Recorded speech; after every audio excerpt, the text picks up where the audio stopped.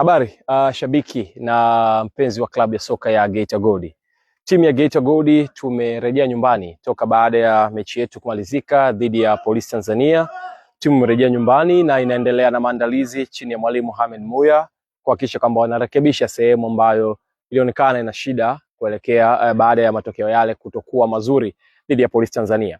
Mchezo unaofuata ni mchezo dhidi ya Mbeya Kwanza, moja kati ya michezo mikubwa, michezo muhimu kwetu sisi kama club.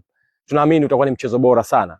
Lakini taarifa ambayo tunataka kushare na nyinyi mashabiki ni kwamba mchezo huu ulikuwa unapaswa kuchezwa tarehe 14 siku ya Ijumaa, ambayo tungecheza hapa dhidi ya Mbeya Kwanza, lakini kwa mujibu wa taarifa tuliyopata kutoka bodi ni kwamba mechi hii sisi tutaicheza siku ya Jumatatu ya tarehe 17. Kwa hiyo imesogezwa mbele kidogo kwa sababu ya kutoa nafasi kwa wenzetu ambao bado wanashiriki kwenye michuano ile ya FA. Kwa hiyo ratiba imeeleweka hivyo kwamba mchezo huu sasa utachezwa tarehe 17 mwezi wa 3 mwaka 2025 siku ya Jumatatu, na mchezo huu tutacheza hapa katika uwanja wa Nyankumbu, uwanja wetu wa nyumbani wa siku zote, saa 10 kamili jioni. Kwa hiyo tunaomba mashabiki waelewe hilo, lakini pia mashabiki waanze kujiandaa kuhakikisha kwamba wanakuja kuhanikiza ushindi siku ya Jumatatu. Itakuwa ni siku ya kazi tunajua, lakini tutatoa nafasi vizuri na tutaelekeza vizuri kuona ni namna gani tutatumia mfumo gani wa mashabiki kuingia kwa haraka, kuingia kwa wingi uwanjani, kwa sababu hii ndio fainali yetu